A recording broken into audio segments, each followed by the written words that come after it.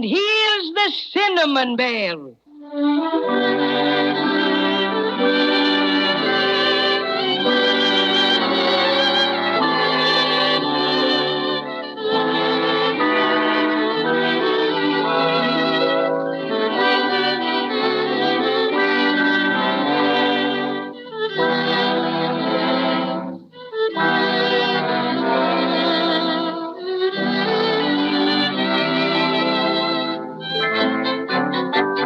Well, the most magical and enormous flying hat landed Judy and Jimmy and their friends in a wonderful land of ice and snow. Just as Queen Melissa instructed them, they asked the first person they met where to find Nicky Fruitle. He was a snowman and told them that Mr. Fruitle could be found in a white palace. Up the steps they went and were met by Nicky Fruitle, a little elf dressed all in white fur. Nicky invited them in and led them to a door which is just about to open on the gentleman who can tell them how to get their broken silver star fixed. And who do you think it is? Well, I'll let Judy tell you. Santa Claus. Willikers, you don't mean the real Santa Claus, do you, Mr. Fruitle? Of course, Jimmy. And no one else. Honest Injun? Honest Injun. All right, here we go. Oh, my goodness. Gee, Willikers. Welcome, my children. Come right in. I've been expecting you. Thanks, Santa. Don't mind if I do. Your invitation is most acceptable. Thank you. Come on, Judy and Jimmy. Now, don't be bashful. Go ahead. I guess maybe I'm silly, but it's kind of exciting to meet the really, truly Santa Claus. Yes, you see, we never thought we would, and, well, it's kind of like shaking hands with the president or something. Well, don't you feel that way now? Don't you know that I love children better than anything in the world? I guess so, Now, but... come on and sit up on my lap while I finish reading a few letters, Thank you, Santa Claus. There. Upsy-daisy. Comfy? Oh, yes, thank you, Santa Claus. Now, Jimmy, suppose you sit on the arm of my big chair. How about it? Okay, Santa Claus. You know, this is quite a treat for me. The most I ever get to see of children is when they're sound asleep. Don't they ever see you? Oh, no. If they're awake, they can't see me at all. That's it.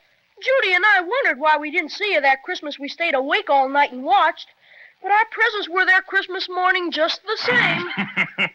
I remember that time. I fooled you youngsters, didn't I? Now, by the way, I got your letters this year, too. You did? Gee, that's swell. And I hope you'll be quite satisfied. Now, let's see about your silver star. Did Melissa tell you what happened to us? Oh, yes, indeed. How did she talk to you, Santa Claus? By shortwave. Radio is my hobby when I have time to spare. Now, will you put the star on my desk so I can look it over? You bet. There it is. My. Certainly is smashed, isn't it? But that can be fixed. Oh, yes, easily fixed. Can you fix it in time for Christmas? Of course, you understand how important it is for us to have it by then. Ho. Indeed I do. I'm not going to fix it myself. No, that's a little out of my line. But I will take you personally to a man who specializes in that sort of work. Oh, Nicky. Yes, Santa? Have my sleigh and reindeer ordered, will you please? And oh, yes, have a couple of fur suits sent up for Judy and Jimmy. It's pretty cold out. How about Crazy Quilt and me? What? Oh, you were so quiet, Patio Cinnamon, that I almost forgot about you. Well, you're pretty well fixed by nature for the cold country. But I don't know about the Crazy Quilt Dragon. Why not, Santa Claus? Well, you look as if you were just a bit the worse for wear. Let's see. A number of seams ripped and... Oh, quite a tear over there. Oh, yes. I did that when I tobogganed down to your palace. Oh, gracious. Well, I think a bit of tailoring wouldn't be amiss. Oh, Nicky, call the tailoring establishment and arrange for a complete overhaul for the Crazy Quilt Dragon. Oh, thank you, Santa Claus. I'm not too vain, I hope, but I don't feel my sartorial best when I've got so many rips and tears. Is that all, Santa Claus? Yes, I think so. All right. Send up 2 fur suits to Santa Claus's office immediately. And, What size? He wants to know what size, Judy. I don't know. I guess about like yours. Size 9 3/4. 9 3/4, okay. Have the sleigh and reindeer out in front of the palace. Sleigh and reindeer, okay? And tell the tailor shop to expect one crazy quilt dragon for a complete overhaul. Complete overhaul for Dragon. Right. All right, now come along, Judy and Jimmy and Cinnamon Bear, and follow me. Nicky Fruital will show you where to go, Crazy Quill. Oh, thanks ever so much, Santa. Complete overhaul, eh? Not bad. This way, Crazy Quilt. Well, goodbye, all. When I see you next, I promise a complete revelation. Now, just a second while I button up my coat. There. Here are the fur suits, Santa. The service is extra good today. Oh, fine. Now, help yourself, children. You need any assistance with the fastenings? No, thank you. Gee willikers, we look almost like Cinnamon Bear. Well, all set. Oh, it's pretty chilly out. Well, we don't mind it now. I don't see the snowman. Well, I expect he's gone to lunch. Oh, look, Judy. Here come the reindeer. Oh, my goodness. Gee, they're swell. Would you let me hold the reins a while, Santa? Oh, I'm afraid not, Jimmy. You know, these reindeer are funny. They won't obey anybody but me. You see, they're my own special private reindeer. And this is the sleigh in which I make my yearly visit to the world. All right, everybody. Here we go. Hi, Donner and Blitzen. My goodness. Can you get everything into this one sleigh, Santa? Well, not as much as I used to. I have to tie on a couple of trailers now. Oh, see that building over there? Sure. What is it? That's the candy factory. Oh, it's a good thing the candy pirates don't come up here. Oh, we take care of them all right. Now, over there is the doll factory, Judy, and that one back there is the mechanical factory. What are you making there, Santa? Oh, toy trucks, engines, bicycles, electric trains, all sorts of things. You know, I have a crew of specially trained brownies and elves in each of these factories, and they're busy all the year round. Do you ever have anything made in the big palace where you live? Oh, a few special things, but that's where the toys are stored when they're finished. And every day there's an inspection in the grand hall. Oh, maybe you'd like to see one of the inspections after your star's fixed. How about it? You bet. Who is it you're taking us to visit, Santa? Oh, you'll see in just a minute, Judy. His house is right over here. Oh, boys. Oh. Now, this is one of my best friends. Listen to him sing. That'll tell you who he is. I'm Jack Frost, the world's most famous painter, and I deal in winter fixtures that are lovely to behold. I can paint 1,000,000 pictures with my brushes and my mixtures, but I like the work much better if my feet were not so cold.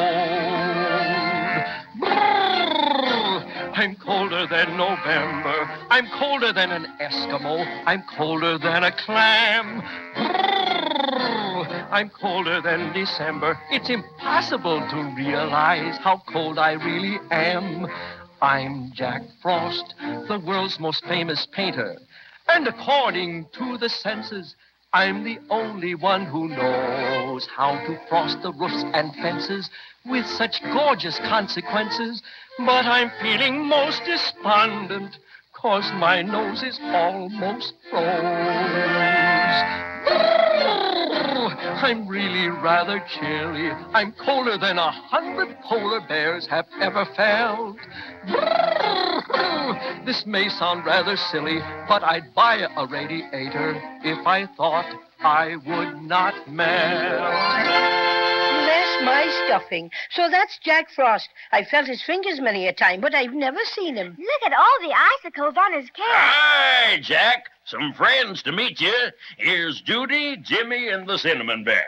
How do you do? Come in, won't you? Thanks, Mr. Jack Frost. I'm glad you dropped in. I'm on my vacation now.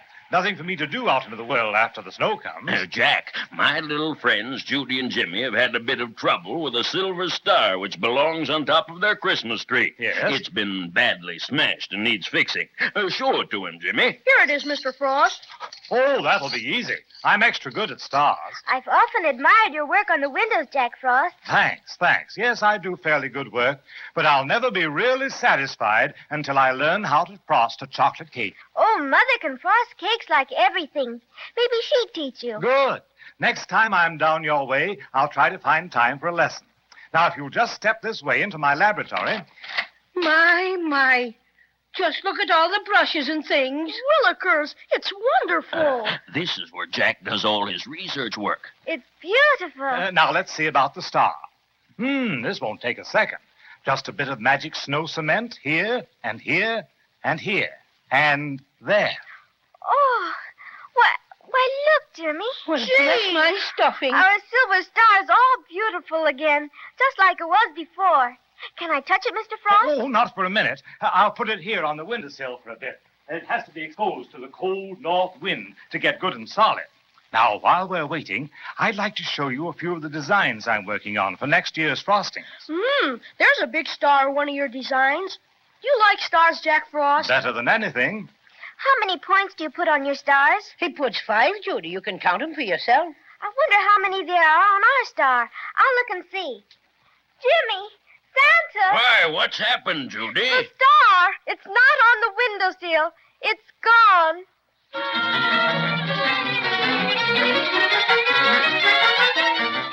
Well, if it isn't one thing, it's 2 others. I was positive Judy and Jimmy had the star for keeps this time, but that's where I was mistaken. One thing is certain, however. If they don't get it mighty soon, it'll never be on top of their Christmas tree by December 25th. Let's be sure to listen next time and see what's happened.